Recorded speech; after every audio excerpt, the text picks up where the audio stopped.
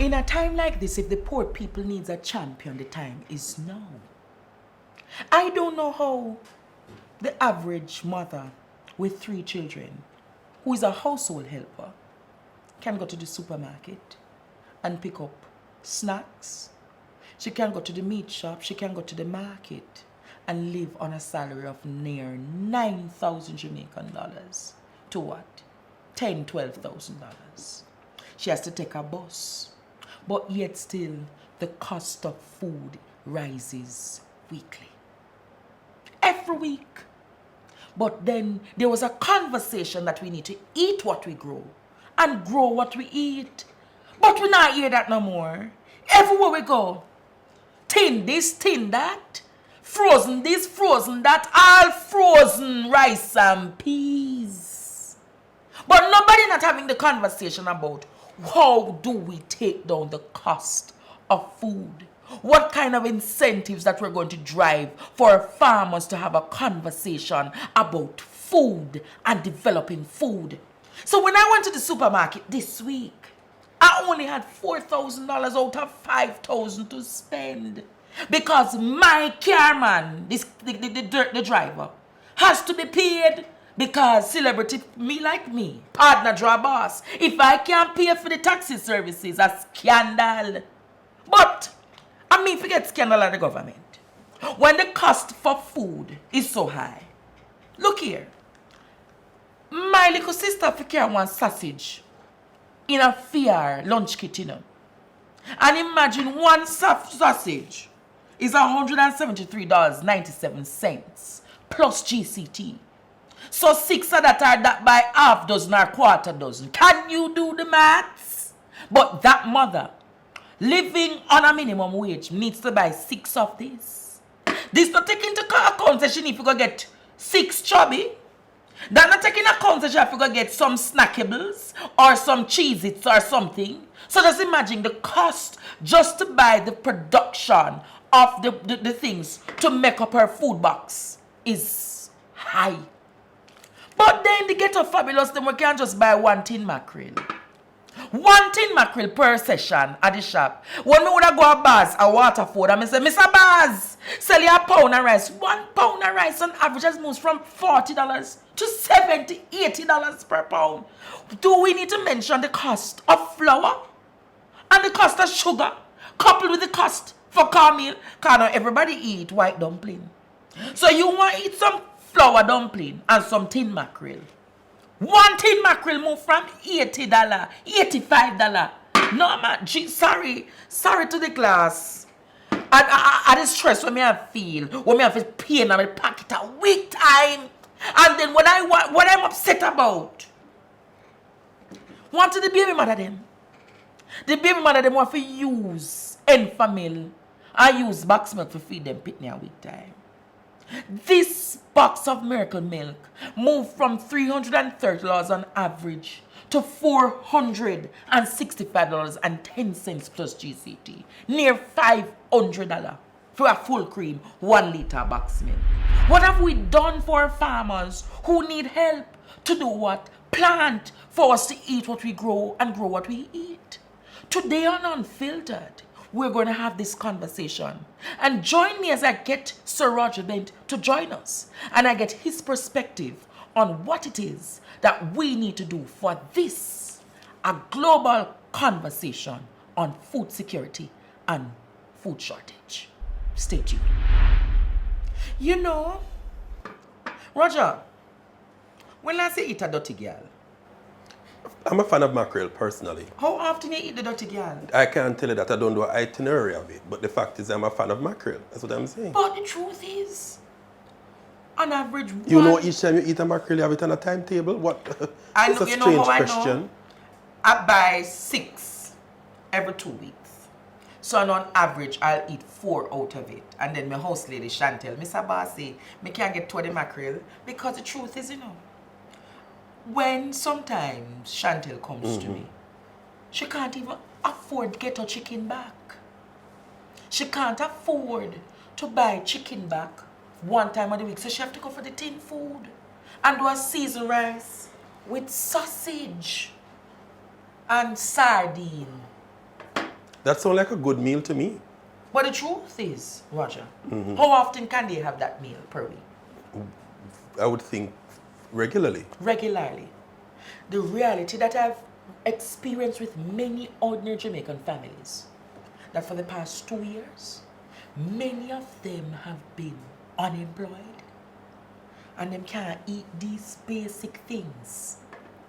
They can't eat these basic things, and if they want to eat these basic things, many of them have to go to another life, a second job, to eat these things. So when we're going to look at the cost of food, a cost of chicken has risen expeditiously, on average from $170 per pound My take on it to is, Andre, $360 per pound. It's unrealistic. With what? A global crisis with corn. Exactly. It's unrealistic, Andre, and I hope that's not the emphasis of this No, me not get conversation to today. the sensationalism. Because this I want to idea- have a fruitful conversation with you, sir. I would like to get a word in. This idea that cost of living is never going to raise, or that it's going to be the same as it has always been, is a folly. It's just not a sensible discussion. And this idea of you coming here to apologize for poor people. I am the poor people's defender, so I'm going to speak for them. Do the poor need your defense? Of course they do. The poor people are quite fine. They're the ones buying the product, and they're okay with buying the product. So if you're they going to want to buy the product, Andre, and they're fine with buying the product, since there is a choice, they do not have to buy, and they choose to buy it. What is your problem? But they can't buy the corned beef. One time in a ghetto beef would have been what? Once per week we look at cabbage in it. We can't eat that again. You know why you can't eat it again? Government policies have failed to see what? A free market economy. There's nothing. Pegs the cost of food. There's nothing that says in any country that corned beef is poor people food. If it's too expensive for them to buy, then they don't buy it. So therefore, that's why them got buy the dirty girl. And the dirty girl can't be afforded They now. don't need mackerel because either. a dirty girl is a ghetto dish. It's a ghetto national anthem. Well, it was ghetto. It's no longer ghetto. They have to find another produce. Simple. We can't buy chicken back because chicken back competing.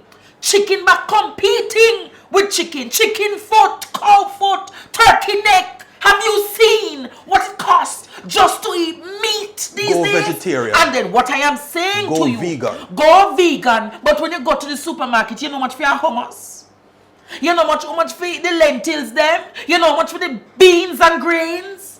Can you create a vegan stew that can cost you under $300? I just think it's an unfair presentation. The coconut powder alone. Your coconut powder alone. Your presentation has an agenda. What is the agenda? This The poor people's agenda. The idea that free my people, like Marcus Garvey said, liberate them from social and political and economic slavery. I would love a word in. Oh. The agenda that you're painting, that this somehow is the narrative around how poor people eat, is not true. Right? Maybe we should get some poor people. Maybe you should go and find some poor people and let them tell you what they eat. Because quite frankly, Andre, maybe what you're doing is a bad characterization of the poor. You know what? Quite possibly, they don't even eat that anymore. You know what them eat now? Let me tell you what them eat now. Because I yam them food. Turkey neck? No, it's not turkey neck. Chicken neck. Chicken neck, 80 and 120 a pound. Chicken gizzard. These are the things they want. Chicken foot. These are the foods that poor people eat. Not like you in your bougie uptown Jamaica from St. Elizabeth that carry on your scallion and your pumpkin and the things them and the thyme and the sweet potatoes. They can't eat that. You know how often they eat that per week? Once. And if they do, 2 times. Because the cost for food, the cost of grown provisions. You know what? How is it a country like Jamaica, there is a shortage of yam? Cost of living is, the point I'm going to make is, cost of living will always be increasing. It's the nature of the world, it's the nature of competition, and this idea that the government has to be controlling the rate at which price is set is unreasonable, because there are a lot of external reasons why price is what they are. That's one. 2, there's also a demand for products that people choose to buy. So this idea, Andre, that you're going to come to talk about, oh, mackerel was this and mackerel is now that. The point I'm making is it is not the fault of merchants. It's not the fault of government. It's the fault of government. It's the fault of energy. It's the fault of It's the government fault when the of inflation people. rate has risen expeditiously under this government If to poor- 10.5%. If the poor people really and truly, 10.5%. If the poor inflation people- has been lifted under this Nigel Clark Minister of Finance government. 10.5. if the poor people move had from an 6 issue, to 10.5.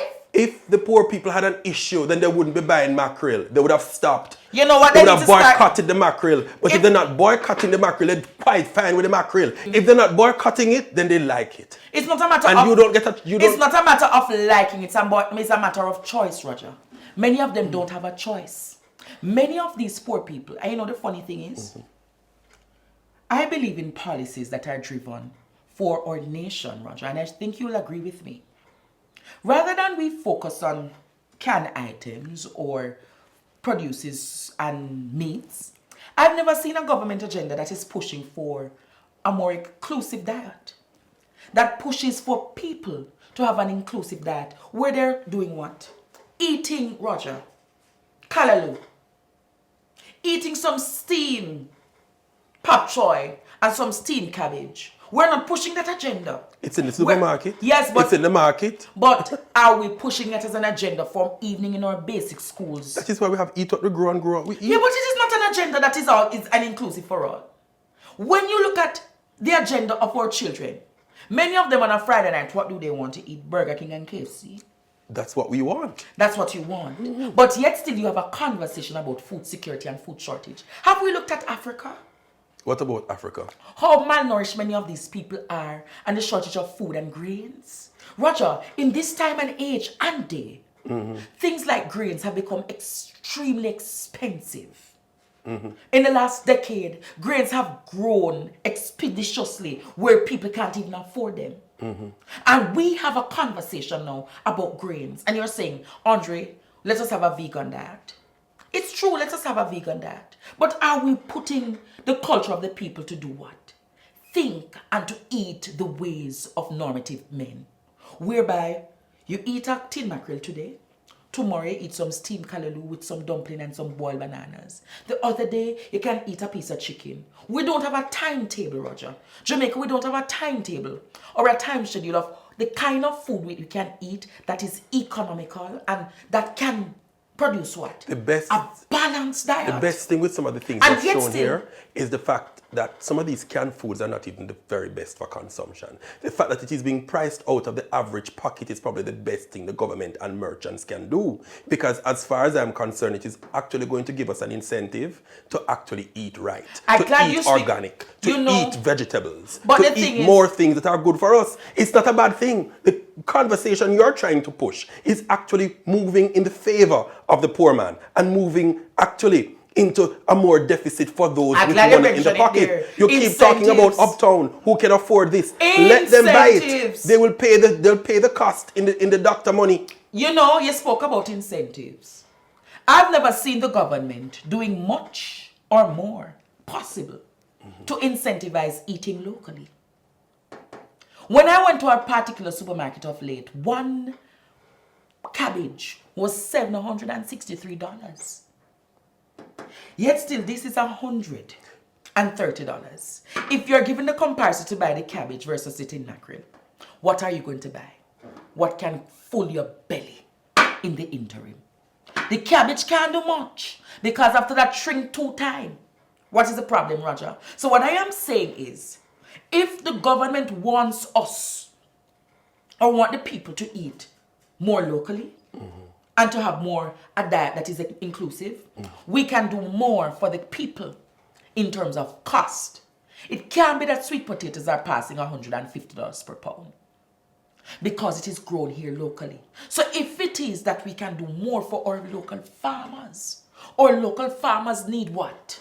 The local farmers need to do more for themselves. Yeah, but the local farmers don't have water, Roger. If they don't have water to produce, if they don't have the fertilizer to heal their produce, that's a conversation that we need to have. If we have chicken, the cost for a bag of corn is near $13,000 to feed 100 chicken. And 13,000 times 6 weeks chicken. You do the maths, I'm not a mathematician. That tells us the amount of money that goes into producing chicken. And what is the government doing? Subsidizing chicken farmers for a time? How long can this subsidy go for? This is a conversation we need to have. Then on that, are we using enough to do what?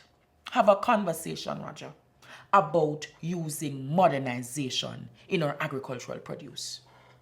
We have some of the best agricultural products, yet still, we don't do much or plenty to empower farmers. As one farmer will highlight, when you look at farmers in Jamaica, boy, some cheap little rare man, where have them look fark, yes, so this, so that's what I've been told they are. But have we ever put the F into farming? Have we made people understand the importance of eating what we grow and grow what we eat? We want to get rid of these canned items, many of which are not done here in Jamaica. Where is produce? Brazil, Canada. But yet still that's the same thing he's highlighting as poor people food. Yes, but again, the importation bill is 60% of our daily consumption. 60% of what we eat is imported. Why can't we as a country remove that importation bill to 40% over a 10-year period? In a 20-year period to 30 or 20%, and fix up our industries. The dairy industry needs to fix. The farming industries need to fix. Or we have some of the best pineapples, some of the best mangoes, but yet still in mango season, all of the mangoes go wasted. What about the byproducts of these mangoes to put in the export market? When we look at our production of potato yields, we have one of the worst potato yields in the world, but yet still our potatoes are very good.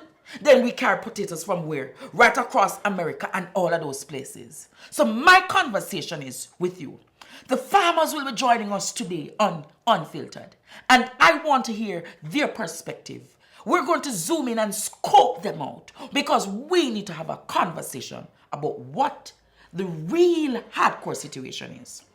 We need to drive down the cost for food, and we need to do more to incentivize and to carry this conversation beyond just high food prices. Stay tuned. Jamaica, having had that robust conversation with Roger, I said it is now time for us to zoom in. So on phone we have Brother Eru, who is a reparations activist and a man who speaks as a nationalist. And we have a farmer who says, eat what we grow, grow what we eat. His name is OJ Hutchinson. Gentlemen, welcome to Unfiltered. How are you today? I'm good. Thank you for the invitation. Blessings, Brother Eru. Farmer Hutchinson, are you there? Yes, I'm here, and thanks for having me. It's a pleasure being on Unfiltered. Boy, farmer, you look like you're just coming out of the hills and the valleys. You did any planting today? Or you reaped?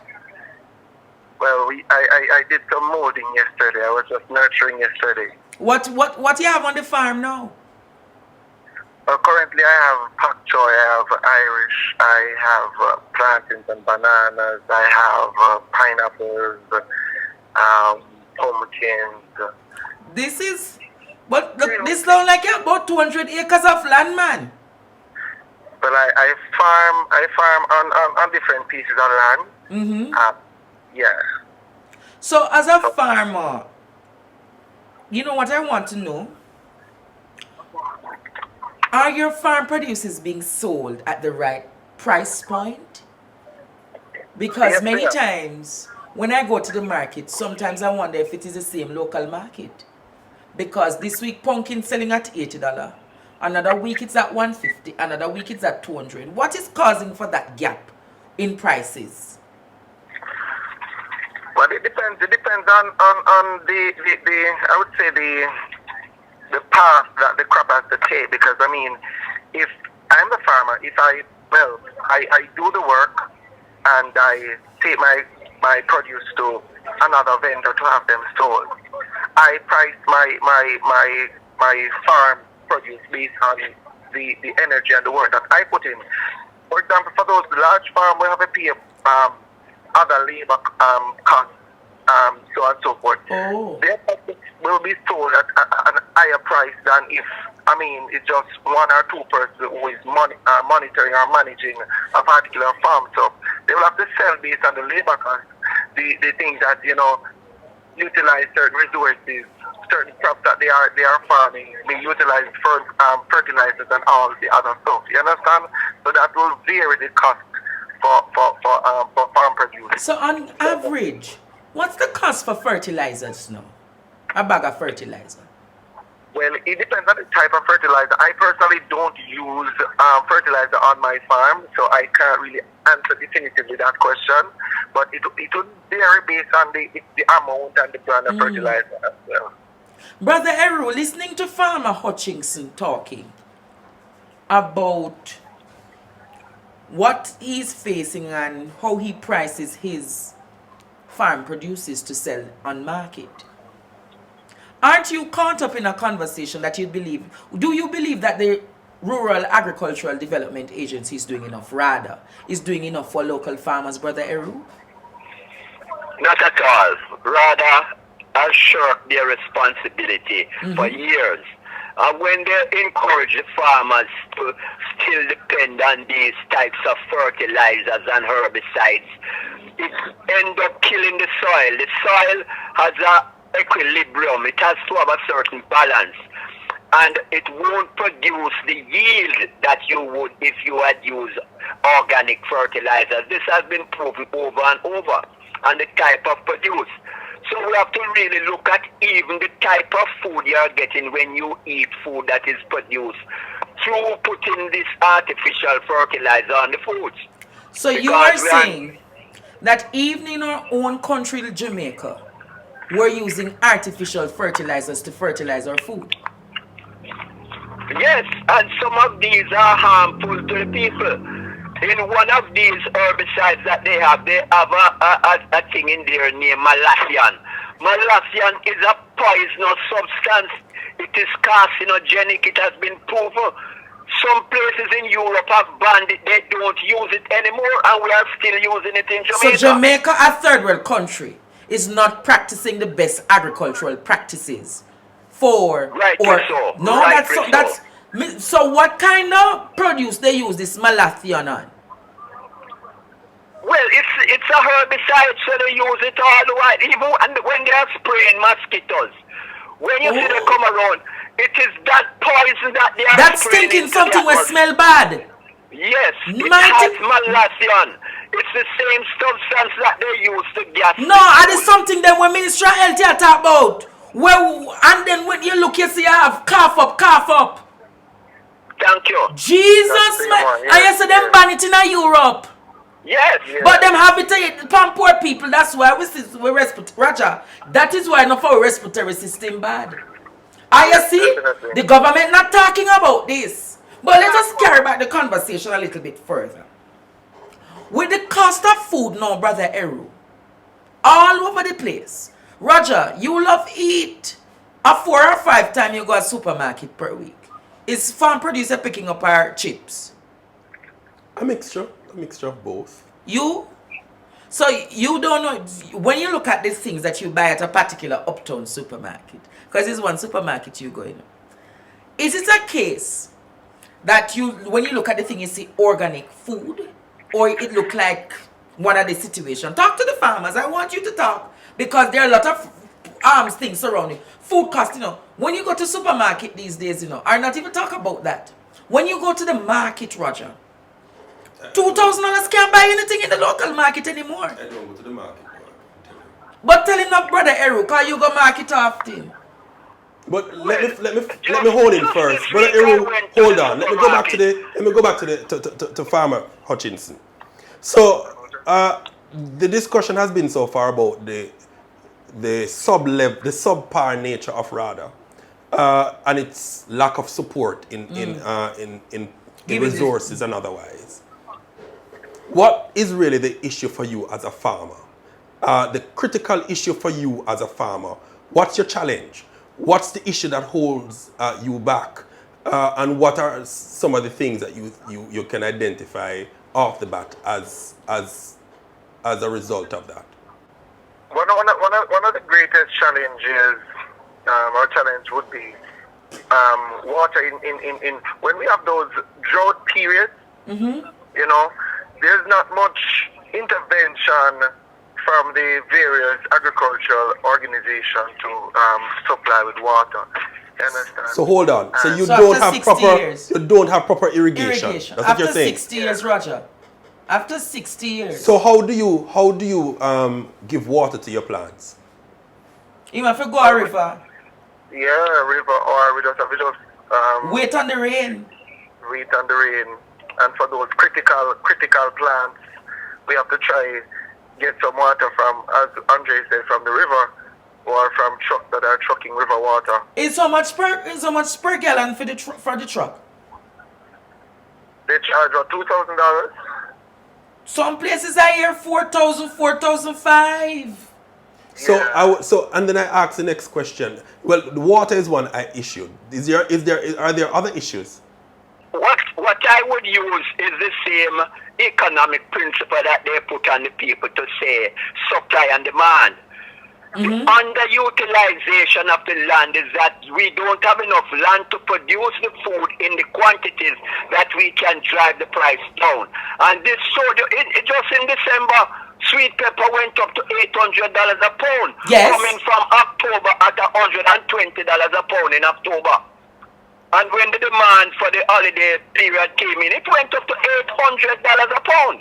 That is true. Even sometimes, you even have tomatoes for like $1,000 per pound. So this is the problem, the underutilization of good farmlands. So and- the concept of supply and demand cannot be met. And approximately about 70% of the lands of Jamaica, you echoed earlier, Brother Eru, is underutilized. Underutilized. Because some people complain about mountainous lands. If you go to China and you see how they terrace the hills and they plant tomatoes right down the hillside. So we shouldn't be complaining about hillside farming versus lowland farming. Every inch of Jamaica's land can be used to produce farm products.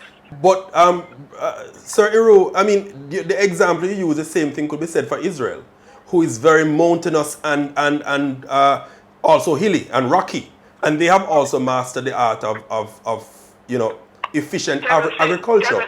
But more than that, there is an interest, whether policy-wise or citizenry-wise, the people are interested in agriculture. The conversation you're making is devoid of the idea, because what if there are lands available, but people are not interested in agriculture? Well, you see, how they portray the farmer is a poor man walking with a fork and a cutlass and a hand of banana. That is how farmers are portrayed in Jamaica. It is not portrayed as a business. Brilliant. Thank you. So we need to show successful farmers driving his SUV A Range Rover. Thank you. Reaping his crops. You can see the 40-foot trailer come to pick up the crops to take it to the I like Brother Eru. I like your reasoning, Brother Eru. Because they must remember 2030, farming is going to actually be one of the top professions. So hold on. So Farmer Hutchinson, what about technology in your farm? If I stop by your farm, am I going to be seeing you with a tablet in the farm? If him don't have water, we're going to get the tablet. If rather not empowering them with local irrigation systems, where are they going to get the tablets to modernize their farming structures? That's a conversation that we want to carry to. We need to modernize our agriculture to meet the supply-demand chain. And if we can't modernize the agricultural produce for our society, how is it then? We listen, 60 years now, we're talking about what? Irrigation. Irrigation 60 years now. We're talking about what? In this time, irrigation and water. 60 years, we should have been speaking about modernizing our agricultural produce, modernizing our lands, modernizing and efficiently making sure that people, human beings can be a part of a conversation, Roger, about Agriculture that works for all, not for some. Very, very much so, Agriculture Mr. that Taylor. works for all, not for some. And that's where we need to carry the conversation above and beyond. Jamaica's agricultural prowess is in a serious dilemma. We need to eat what we grow and grow what we eat.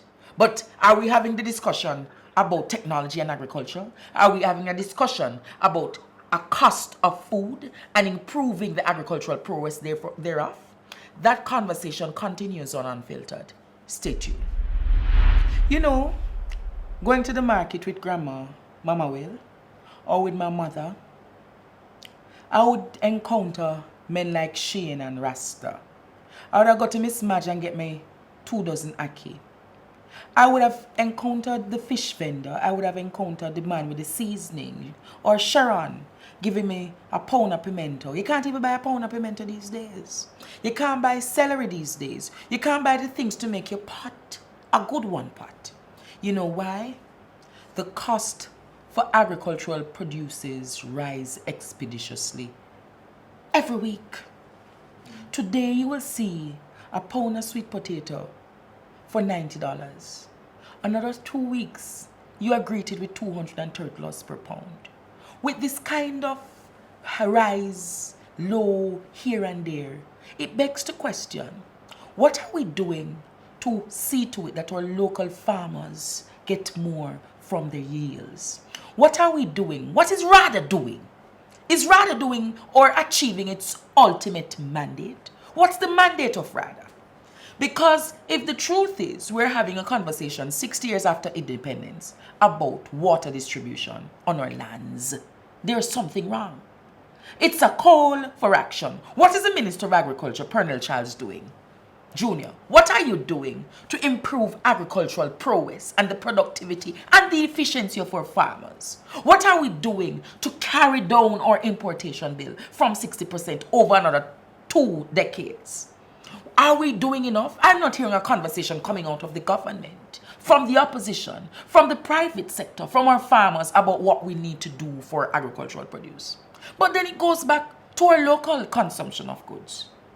We can't afford the mackerel. We can't afford the tin mackerel. We can't afford the chicken back. We can't afford the gizzard. We can't afford the chicken. What can we afford? What are we going to do for people to be able to afford? And then there's a conversation that must continue. If we're going to speak about the cost of food is going to rise yearly, quarterly, and ever so often, will we have that conversation about seeing to it that people can buy the food? Will we match the people's salary to buy the foods that we need? Then we need to have a conversation about a call to action to RADA. How can we do more to use technology to facilitate the food gap, the food crisis, the food insecurities that we're facing right now? The cost of grain is rising daily, weekly, monthly. If it is that we can't afford chicken, what are we supplementing our chicken with? We need to start eating more callaloo, pak choy, lettuces. We need to start eating more bananas and yams. We need to start eating more mackerels. We need to start eating more cured meats. If that's a conversation that we need to have, we need to look at what we called eat what we grow and grow what we eat. I am Andre Stevens, and this is Unfiltered. Walk good.